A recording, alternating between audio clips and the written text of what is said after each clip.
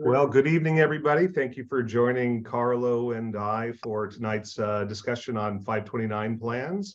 And we are thrilled to have you here this evening. I want to mention also that we're going to record this for our friends and clients who are not able to join us this evening. So again, you'd be able to watch it again if there's anything that you feel like you might have missed on the first go around.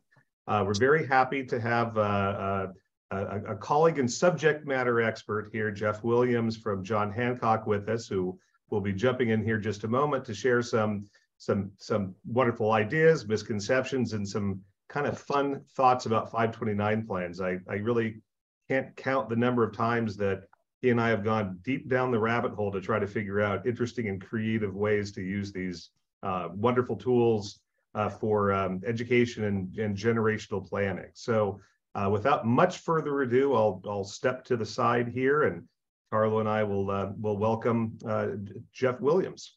Well, thanks, Eric, and thanks, Carlo, for having me on. I love how you called me a subject matter expert. I'll do my best to relay that information to folks tonight. And first of all, thank you, everybody who joined this evening and took some time out of their evening to join us. I promise I won't take the full 3 hours that we allotted for tonight's presentation, and I'll do my best to keep it down to about half an hour for everyone, so we can go enjoy our evenings with our families and maybe a cocktail or two. So I guess no college presentation would be right without a little cocktail conversation. So as we walk through tonight, we're going to talk about some 10 myths in regards to education savings. And I guess I'll just first start with putting everybody to sleep by talking about what a 529 plan is, in case you're not familiar. It is IRS tax code. Yes, and now that everybody's asleep, it was written in late 2000s. And ultimately, it's just a way for us to save for college or educational expenditures, whether that be tuition, room and board, books, so on and so forth. And that's kind of the traditional uses of 529. But as we talk about things tonight, I think you'll understand ultimately that it has a lot more capability than what we just kind of see on the surface level, if you will. The benefit of a 529 as compared to some other options that are out there, like UGMA accounts or UTMA accounts and even Coverdale's, is that, first of all, there's no income limitation on who can contribute to a 529. Secondly, the contribution limits are relatively high, $17,000 on an annual basis. But the IRS also allows us to take advantage of what we call a 5-year forward gift, meaning that we can front load these, if you will, with $85,000 for an individual or $170,000 as a couple filing jointly, and that's per beneficiary. So I recently worked on a case where some grandparents had grandchildren, and they had 10 grandchildren, and they front-loaded these accounts with $170,000 each, meaning that they removed $1.7 million from their taxable estate that they maintain control of. So unlike a UGMA account or UTMA account, where you give up control of that asset when the beneficiary reaches the age of majority, with the 529 plan, that's not the case. So you always maintain control of that asset as the owner. And again, the gifting limits are much, much higher. So as we walk through today, we're going to walk through what we call the Education Planning Center. And Eric and Carlo will send you registration links as part of the follow-up, as part of the follow-up for tonight's conversation. It's a website that John Hancock came up with about 2 years ago, but it's designed to help families find the best educational institutions, gain acceptance to that institution of choice, and also identify additional funding sources like scholarship and grant money. There's $2.9 billion with a B dollars of unclaimed scholarship and grant money each and every year. And ultimately, our goal today is to help you tap into some of those resources, because there's a misconception out there that if you have too much money saved or if you make too much money that your kids aren't going to get financial aid. That's partially true, but ultimately the scholarship opportunities that we're going to share with you tonight have no, call it, financial needs testing. And there's a lot of unique stuff out there, and I think you'll kind of have some fun with some of the ideas that we're going to share with you tonight. So without further ado, I'll share my screen here. And Eric, do you mind just giving me the thumbs up when you can see that okay? Perfect. All right. So as I mentioned, Eric and Carlo will send you registration links to register for this website as part of their follow-up for this evening. Registration process is going to take 5 to 10 minutes. It's going to ask you some very basic information. How old are your kids? What schools do they have interest in attending, if they know? GPA, standardized test scores, if that's applicable at their age. A couple of things that it will ask you for, not required, but it does help you calculate expected family contribution, which goes into calculating how much financial aid you can receive. Your adjusted gross income. So if you have your most recent tax returns, that would be beneficial. And then also, if you have any money saved for the kids, it'll ask you how much you have saved and what type of account you're saving in, because that has an impact on financial aid as well. So with that, once you've registered, the first thing that you'll see is what we call the passport. And this is ultimately created to help families kind of stay on track throughout that school year. So as you can see, we'll talk this evening about my sixth grader, Joe. He happens to be 10 years old. So in sixth grade, there's not really a ton that we're doing when it comes to college planning, aside from looking at schools that he has interest in, but more importantly, making sure that we're on track financially. So if I jump over to the financial center, this is where we'll start to see that list of schools that Joe hand selected. So we were watching the College World Series 2 years ago, and Joe decided that he was going to be a college baseball player at that point in time.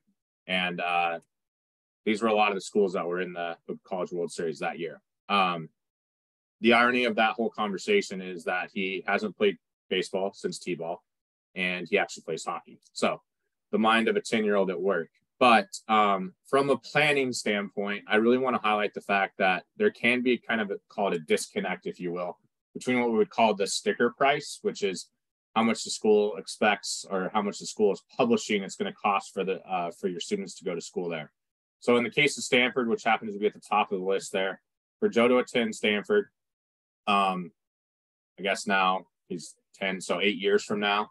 And that number is adjusted for inflation at a 6% rate, which, by the way, has been the national average over the last 10 years. And over the last 40 years, the inflation rate on college education is actually 5.87%. It's the most highly inflated consumer discretionary product out there, even higher than medical bills. So sorry, I don't want to bring the mood of the conversation down, but college is not getting any cheaper. So with that, on paper, for Joe to attend Stanford, $486,000. However, there is some good news. As I mentioned, the website does calculate our expected family contribution and helps us figure out how much financial aid we should expect to receive from these schools. So based upon our financial picture, the website is telling us that we should be receiving about $105,000 of financial aid. Well, most people think of financial aid, they think of scholarships, grants, endowments, and student loan debt. Well, the website eliminates that student loan debt. So we really get a figure for what it's going to cost to graduate debt-free from any one of these schools. And in the case of Stanford, it's $381,000, which is more than I paid for my first house. But I digress. That being said, over on the college savings tab, I want to show you a few things here. This is where you self-report how many assets you have saved towards that goal. But I want to assure you of a few things. First of all, I don't have $360,000 in my kids' 529 accounts, but I did put that number there for a very specific reason. The reason is that, again, people get concerned about funding these 529 accounts because they think it's going to have a drastic impact to financial aid. Well, as a parent, if you own a 529, it's only looked at 5.64% towards expected family contribution, meaning that in real dollar figures, if you have a $100,000 529, the school is expecting you to use $5,640. There's also great news that just came out with the new FAFSA update. If a non-parent, typically a grandparent, owns a 529 and has your grandchildren or their grandchildren as the beneficiary on the account, it has zero impact to financial aid. So if you're in a situation where you're considering utilizing a 529 as the way to save for education savings, have a conversation with Eric and Carlo about taking advantage of maybe another family member owning that account, especially if you're considering it for financial aid purposes. Now, that being said, make sure that you trust the person that owns that 529 because they have full control of those assets and they can do whatever they want with them. So again, the owner always has full control. They can do whatever they want with the asset. So it's a benefit, but potentially a detriment if you don't trust the family member that you're funding the account for. So with that, I mentioned to you, if Joe can actually get accepted to Stanford, Our out-of-pocket cost is $381,000, give or take. So let's just jump up to the colleges tab now and see how selective these schools are. So on the right-hand side of the screen, what we're seeing there is the acceptance rate for the overall applicant pool to those schools. I was just up in Wyoming. I thought it was beautiful, but apparently not many folks do, because they're taking 96% of applicants. Apparently nobody really wants to go to school there, and they're really having trouble getting people to go to school there. That being said, if we scroll down here a little bit further, we'll start to see that these schools get a lot more selective. And I was actually really surprised when I saw this. Stanford is even more selective than Harvard. So we should really start calling Harvard the Stanford of the West, or of the East. So I digress. That's useful information, but not entirely indicative of our child's ability to get accepted. But the website does help us in that capacity. So I took the liberty of giving Joe a 3.5 GPA and a 1200 SAT score. By the way, that's much better than I did in high school, which is why I went to Chico State. Sorry, Carlo, but we're not really known for our academics there. With that being said, with a 3.5 and a 1200 SAT score, the website is telling us, do not apply to Stanford, don't apply to USC, and you can forget about Harvard as well. Those are all reach schools. I guess the website's trying to be politically correct here, but those are unreachable. So just avoid wasting your money and applying to those schools. There's better options out there for you with a 3.5 and a 1200 SAT score. By the way, I'll just quickly touch on this. UCLA, most applied to school in the nation, they make $12 million a year simply on application fees. So don't be a participant of that funding of the school if you are in this reach category. If we scroll up here, there is good news though. There are some schools that are matches. Baylor, LMU, UCSB, this is examples. So those are schools that align with that 3.5, 1200 SAT score. And those are the schools that we have a much better likelihood of getting accepted to. Keep in mind, each one of those, call it acceptance rates, or the match, reach, or safety, is based upon your state of residency as well. It also calculates out-of-state residency for the cost. So I know that a lot of schools are looking to attract students from out of state because they can make more money. So it does adjust that information for you on that match, reach, or safety. So I previously told you that Joe selected all of these schools based upon the fact that he's going to be the next great baseball player. Well, maybe that comes to fruition. But perhaps he decides to change his mind as he gets a little bit older, as we most do. And he decides he's going to follow in my dad's footsteps. So my dad was a winemaker in Central California near Paso Robles. So Joe decides he wants to learn how to make wine. So we come over here to search, go to field of study, and we type in viticulture and enology. And now we have 35 schools that offer degree programs specific to winemaking. Cal Poly SLO, UC Davis, and then down here, Fresno State, where my dad actually graduated from. And you'll see that listed as a safety school, meaning that with a 3.5 and a 1200 SAT score, we're going to get accepted. So if I know that Joe can get accepted, I know it's going to be about $34,000 a year. If I click show details now, I can see graduation rates as well. I get a little apprehensive if I'm spending $34,000 a year and less than 60% of students are actually graduating. But I'm also going to look at this room and board number.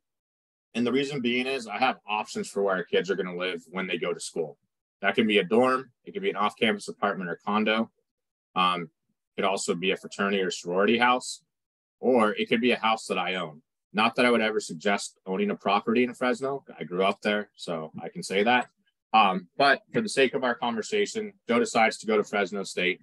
So I buy a house in Clovis, and I make Joe a tenant in that property. So now instead of writing a check from my 529 for a room and board exclusion, which is a qualified expense, Joe's going to now write me a check as his landlord because he's living in the house that I just purchased while he's in school. And I'm recouping $44,000 towards the purchase price of that property through the use of my 529. So it's another way to utilize your 529 asset that not a lot of folks are taking advantage of. I may have failed to mention this, but money in a 529 grows tax deferred and comes out tax free for qualified purposes. So think of it as like a Roth IRA account in essence. for education savings. So with that being said, you mentioned that it's going to be about $34,000 for Joe to go to school at Fresno State per year, but hopefully we can offset some of that with some scholarship money. And when we typically think of scholarships, we typically think of things that kids have interest in or that the kids have accomplished. But there is money out there for things that parents do as well. Had the internet been around when I was going to school, I probably could have uncovered this scholarship, but here's a pretty good opportunity that I would have been eligible to take advantage of. $8,000 simply because my dad was growing grapes in California. I had no interest in going into the wine industry because I liked drinking beer way too much, and wine's just not really my forte. But that being said, I would have been happy to take $8,000 because I would have covered a whole year of school at Chico State when I was going there. In addition to that, you might have questions for what age should we start looking at scholarship opportunities. Typically, we kind of think of like junior year, senior year of high school, but there is money out there for even kids who are junior high, maybe freshman year, so 14 years older. And these are where a lot of the fun scholarship opportunities kind of present themselves. There's a duct tape scholarship, so you can make your prom dress or prom tuxedo out of duct tape, and you can get $10,000 for doing that. Unfortunately, I can't show you that one because the application deadline just passed. But again, no financial needs test for that one. But then one of my favorites, and I think one of Eric's favorites as well, is the Zombie Apocalypse Scholarship. You can get a $2,000 scholarship for writing a 250-word essay about how you would survive a zombie apocalypse. Before everybody jumped on, I mentioned to Eric that I have family in town, and right now my internet is running very, very slow because of this main factor right here. I can't get my kids off their PS5 and Xbox upstairs, but maybe I should encourage them to upload videos of them playing video games. And I don't even know what Twitch or Mixer are, but apparently it's some streaming service where people pay to watch you play video games. I digress. $5,000 for uploading videos of you playing video games, and you only have to be 13 to apply for that specific scholarship. And then where I learned how to do all my DIY around the house, if I could type, $1,000 for uploading a video to YouTube. That's 2 to 5 minutes about how you're going to save money while you're in college. So Carlo and I are very, very, call it lucky, because we had a great brewery in our backyard when we were going to school. But for the rest of the folks out there that that don't have a brewery in your backyard where you go to school, maybe you're not going to drink Pappy Van Winkle when you're in school, but you're going to drink Keystone Light instead, and that's how you're going to save your money. So you could upload a video about that content and get $1,000 for doing so. Anything that we have interest in applying to, we can simply just click the link here. It'll take us right to the website. Now, if the deadline isn't, near, like very close to us, we could also just click save, and then it'll get added to our calendar. By clicking on the calendar, this is a great resource for the family to just kind of stay on track. So as you can see, August 10th is coming up here.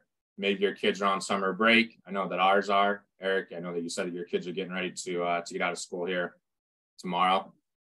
So maybe over the summer, they could start looking at these application deadlines and kind of figuring out where they want to go to school, looking at those rankings, and ultimately start applying to school if they were of those ages. Any scholarships that are saved are also going to get added to this calendar as well. Over on resources, I promise that I won't bore you to death with this, because this is the paralysis by analysis page. There's a ton of information here. I would actually encourage you to spend some time looking through a lot of the resources on here, but I'll just share with you a few of my favorites. So typically on our website, there's about 8,000 scholarships. If that's not enough, there are 2 additional websites here that you can utilize. Those are vetted, so you don't have to worry about getting spammed. You can also fill out your financial aid application, or FAFSA, right here. Instead of going on Google, cruising through 3 pages of ads of people who are trying to take your money to help you fill out your FAFSA, you can just click a direct link right here. And then last but not least, free practice tests for the SAT and ACT are right here. And then last but not least, over on settings, this is where I would input Joe's real GPA and his standardized test score as he got older. That would update that safety, match, or reach that we saw over on the colleges tab. So we talked about how to locate a school, how to kind of track down what schools align with our academic makeup, how to find some additional assets. And we kind of touched upon earlier what a 529 is. So let's talk about now how to utilize 529 assets if your kids get scholarships, because that's, you know, a concern to folks. Like, if I overfund this and my kids get a ton of scholarship money, what am I going to do with this money? Well, first of all, the IRS gives you the benefit of the doubt, and they allow you to take up to the amount out of the 529 for any scholarships that you receive. This was like a big deal during COVID when kids weren't getting summer jobs. We'd had families kind of come on here and take a look at some scholarship opportunities. And let's say the kid found a $5,000 scholarship, the parents could then, you know, take $5,000 out of the 529 and give it to their kids. They would just pay taxes on the growth. That's one way that you could potentially take advantage of it. But what if your kids like got a full ride scholarship? You didn't want to take all the money out of the 529. What are some other kind of unique ways to utilize 529 assets? Well, I like thinking about my own retirement, maybe more so than my own kids, because sometimes I'm a little selfish. But my retirement goals include like learning how to play better golf and sitting on a beach and maybe traveling. And I can use 529 assets to do all of that. And I'll explain how to do that. So there's a golf academy in Hilton Head, South Carolina. I could go over there. I could take they call it a halftime student. So I take 6 credit hours. I learn how to improve my golf game. I need necessary equipment for said golf academy. So I have to get new golf clubs. And because I'm taking 6 credit hours, I'm also paying for my Airbnb with that room and board provision that we just talked about. My wife really likes wine. She's not afraid to shy away from a glass of it. So maybe she wants to go to Italy or France, and there happens to be 166 international schools that have a federal school code. So we could use our 529 assets for my wife to go to Italy or France, take classes on wine tasting or sommelier. And again, because she takes 6 credit hours, use it for our room and board. And then, you know, maybe I just want to sit on a beach in Hawaii and sip Mai Tais. I could do that too with my 529 assets. And hopefully there's no kids listening, because they're going to be like, Mom, Dad, like, I know I can just sit on the beach and sip Mai Tais with my 529 assets. But for retirees, you sign up for 2 courses at a Hawaiian community college, and you take advantage of the room and board provision, and you use your 529 assets for your Airbnb and for your food, and you use your 529 assets to do that. So ultimately what I'm getting at is, yes, this is intended for children and grandchildren, but you can also use it for yourself. So if you're in a position where maybe you're earning too much income and you can't fund a Roth IRA account, but you really like the tax benefits of a Roth IRA, this might be an opportunity for you to talk to Eric and Carlo about funding a 529 for yourself and utilizing it in some of those manners that we just discussed. This is not such a pleasant way to talk about how to use 529 assets, but there is some benefits for end of life expenditures as well. And I'll just use my family as an example. So we talked about my son, Joe, but I actually have 5 other kids that I inherited through a second marriage. And they range from 23 all the way down to 6. So our 20-year-old Colson is a heavy machinery operator, not likely to utilize the rest of his 529 assets. But my dad does have early on stage dementia. And ultimately, you can utilize your 529 assets if you become disabled to cover your medical bills. So we know that my dad at some point in time is likely going to need additional medical care, whether that be in home or at a memory care facility. So when that point in time comes, when he meets the definition of disability, which is 2 of the 6 ADLs or activities of daily living, and has a letter from his doctor, we'll change the beneficiary from Colson, who is our 20-year-old, to my dad and start taking distributions from the 529 penalty free, we will pay taxes on the growth. But keep in mind, when you're in a long-term care facility or memory care facility, those medical bills are going to far exceed the adjusted gross income level where you start deducting your medical bills. And ultimately, that taxable income is going to be deducted from the medical bills. So with that, I know I covered a lot there. I know I said I'd keep it under 30 minutes. So Eric, I hope I hit all the points, and I hope I lived up to the expectations for this evening, and I hope everybody got something out of this. I'm happy to take any questions if you guys have any, but thank you so much for your time tonight. Hey, Jeff, would you talk a little bit about the new provision that's coming up in 24 about unused 529 plans and the Roth IRAs? Yeah, so I think that's a great headline, Carlo, because ultimately, like, it sounds really good. So for those of you who don't know what we're talking about, you can now, starting on January 1st of 2024, roll $35,000 from a 529 to a Roth IRA account. There are some, call it, provisions that have to be met before that can happen, though. So first of all, the 529 account needs to be opened for 15 years. Any money that you want to roll over has to be seasoned for 5 years inside of the 529. And it's not really considered a rollover from the eyes of the IRS. It's actually considered your contribution for that particular tax year. So in my case, I have to have $6,500 of earned income, which is the max that I can contribute to a Roth IRA. And I can only roll over $6,500 on an annual basis into the 529 or into the Roth IRA. So it takes me 5.5 years to roll all 35,000. But that also opens up additional, call it, bucket of questions, right? So my kids have leftover money. They're the beneficiaries on the account. But I want to fund my own Roth IRA. So if I change the beneficiary, does that restart the clock in the eyes of the IRS or Congress? We don't know the answer to that question yet. So I think it's a great opportunity for folks out there. And maybe it helps give your kids a head start into retirement if they have money left over in their 529, another way to help them out in life by rolling over 35,000 into their Roth IRA account. But in practice, I think there's a lot to be answered yet that we still don't know enough about before it becomes like really a great idea to share with folks. Great. Thanks, Jeff, so much. Yeah. I really appreciate your time tonight. I know that Eric, were we able to do questions tonight or not? I don't believe so, right? You're muted there, Eric. Yeah, I think tonight we wouldn't be able to take any direct questions, but we will follow up with anyone who does have questions after this. Yeah. And there's some wonderful things to talk about multi-generational education planning as well, when different ways to use money that might be left in there, and we'd love to talk with some of our friends and clients about that as well. Yeah, there's so much more that we can even go into tonight, but I think this gave a good medium deep dive into what's out there. Some of the tools that are available. I love all the tools that you have about scholarships.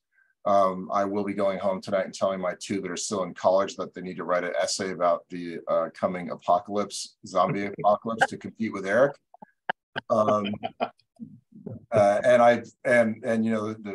The unology course definitely might be something I do in retirement, but Eric and I are not actually allowed to ever retire according to our clients. So we might have to do that part-time when we take some time off. But Jeff, thanks again for your time today. To everybody that joined us, thank you for joining us and taking the time. Please reach out to us with any questions, and we'll be able to help you do. Reach out and get access to this website. We'll be sending out some emails with those links. And again, we appreciate your trust in us, and we look forward to a great summer where we all prep our kids for their college next year. Thanks, Jeff. Appreciate your time. My pleasure. Thanks, everybody. Have a great evening. Thank you. Bye now.